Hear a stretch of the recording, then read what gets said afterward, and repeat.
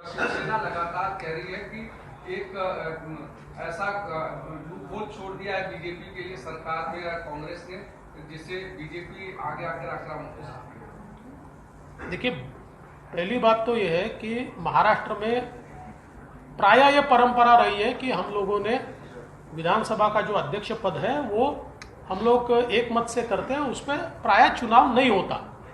किंतु ये सरकार ऐसी है कि जो विरोधी पार्टी से संवाद नहीं करती। विरोधी पार्टी की जो अधिकार है सभागृह में, उन अधिकारों का भी हनन होता है।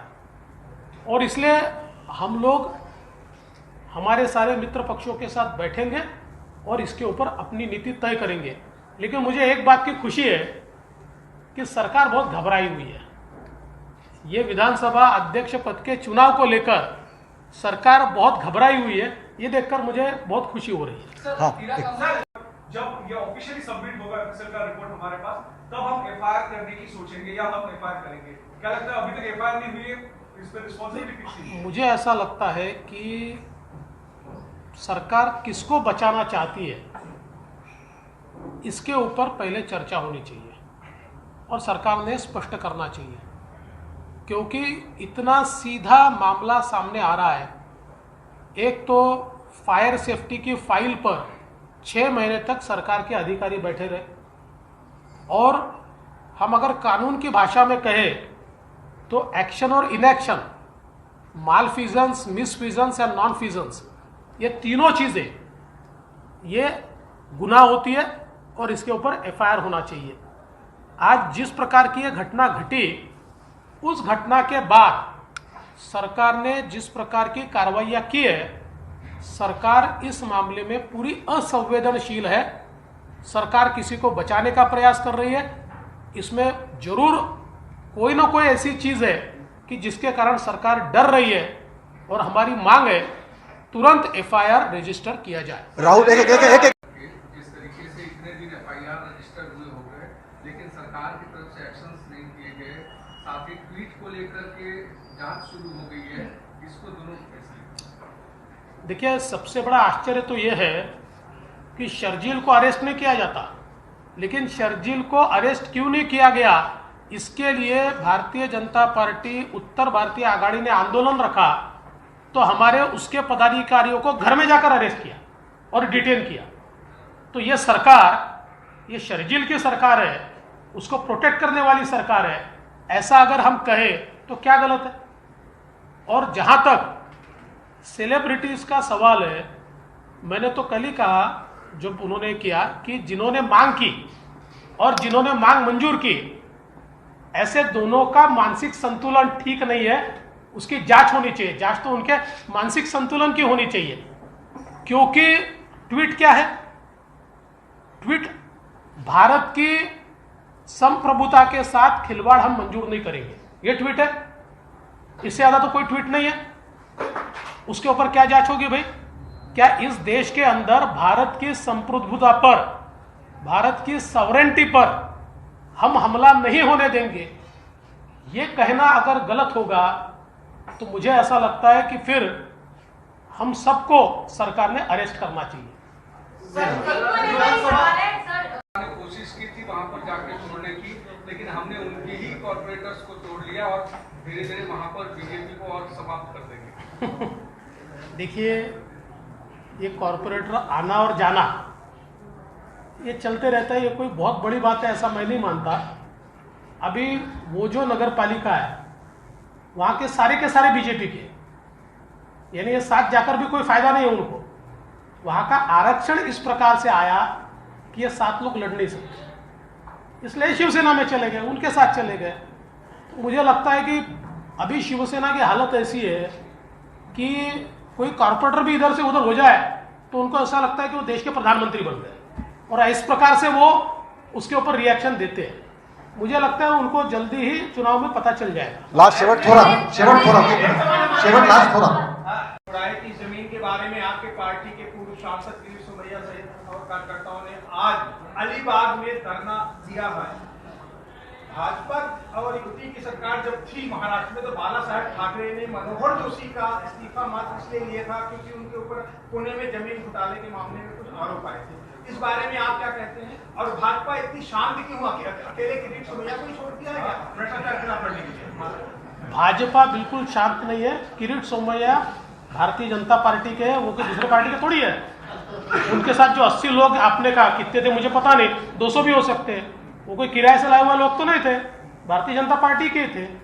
किरीट सोमैया ने ये सारा मसला इलेक्शन कमीशन को नियम के तहत दिया हुआ है। इलेक्शन कमीशन उस पर कार्रवाई कर रही है, वो अपने नियम में बैठाकर जो कार्रवाई वो इलेक्शन कमीशन करेगी। धन्यवाद।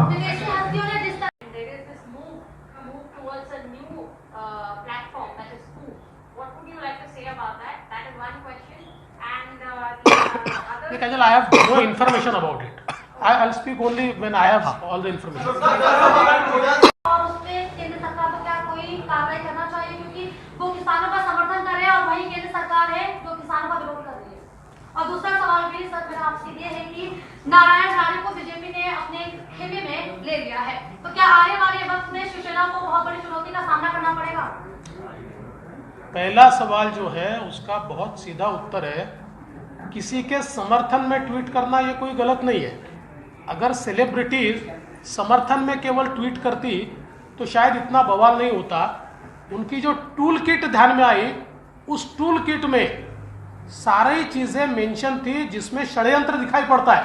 26 जनवरी को लाठीचार्ज होने के बाद क्या करना है, किसानों के मरने के बाद क्या करना है, यहां तक का प्लानिंग जब होता है तो इसका मतलब यह है कि इस देश को बदनाम करने के लिए एक टूल किट तैयार की गई और विदेशी सेलिब्रिटीज को पकड़कर देश को बदनाम करने का षड्यंत्र रचा गया।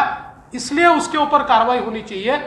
और मुझे तो आश्चर्य लगता है कि उनके ऊपर कार्रवाई छोड़ दीजिए, लेकिन देश विरोधी गतिविधियों को जो लोग उजागर करते हैं और हम देश के साथ ऐसा कहते हैं, मुझे बताइए महाराष्ट्र में जो हमारे भारत रत्न है, इन्होंने किसानों के खिलाफ तो नहीं कहा, उन्होंने तो देश के ओर से कहा कि देश की सॉवरेंटी के खिलाफ कोई बोले नहीं, तो उनके ऊपर कार्रवाई करने की बात होती है। तो मुझे लगता है कि एक बार गिरेबान में झांकने की आवश्यकता है। नारायण राणे बीजेपी में ही है, खेमे में लेने का कोई सवाल नहीं है। शेवट आता शेवट आता देखिए, पहली बात तो यह है कि वो कुछ कार्यक्रम होता ना, क्या जलेबी और फाफड़ा और उद्धव ठाकरे आपड़ा, वो कार्यक्रम का क्या हुआ?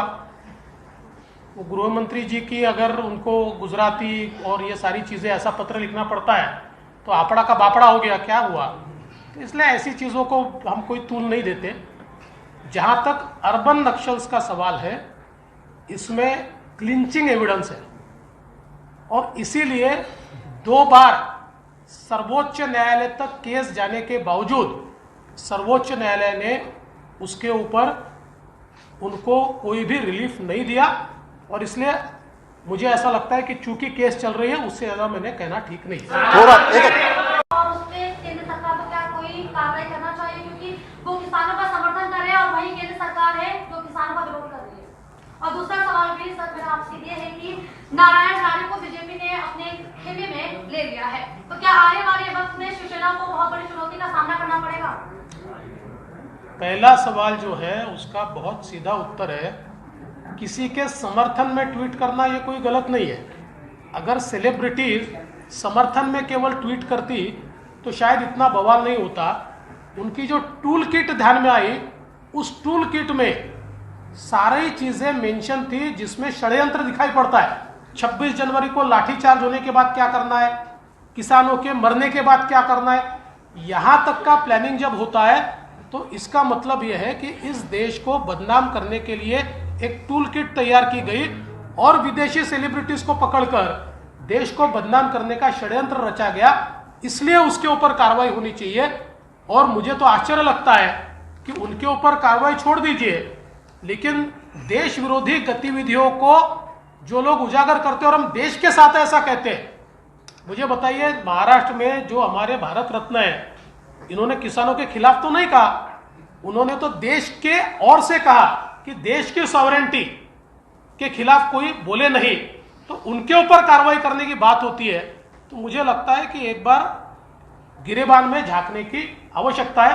नारायण राणे बीजेपी में ही है, खेमे में लेने का कोई सवाल नहीं है। शेवट आता शेवट आता राजेश टोपे ने इस केस को पीछे लेने के ऊपर सवाल पर कहा है कि मुख्यमंत्री और उप मुख्यमंत्री इस बारे में हाई कमेटी लेवल पर फैसला लेंगे? आपको लगता है आप लोग का दबाव काम आ रहा है यहाँ पर, सरकार बैकफुट पर आ रही है? कौन सी चीज में? ट्वीट की जो जांच है। देखिए, पहली बात तो यह है, इसकी जांच ही नहीं हो सकती। इसका कारण जिसको सीआरपीसी समझता है वो इस बात को अधोरेखित करेगा कि इस प्रकार से कोई ट्वीट करता है और कोई तीसरा आदमी जाके मांग करता है, इसकी जांच वाच होती नहीं है। यह सरकार की मानसिकता का विषय है कि भारत रत्नों को भी यहां अभिव्यक्ति का स्वातंत्र्य नहीं है। भारत रत्न भी देश के लिए लिखते हैं, तो आपकी मानसिकता क्या है कि आप कहते हो उनकी जांच करेंगे? सच बात तो यह है कि इस प्रकार की कृति यह सरकार की मानसिकता को दर्शाती है, बाकी इसमें होने वाला कुछ नहीं है।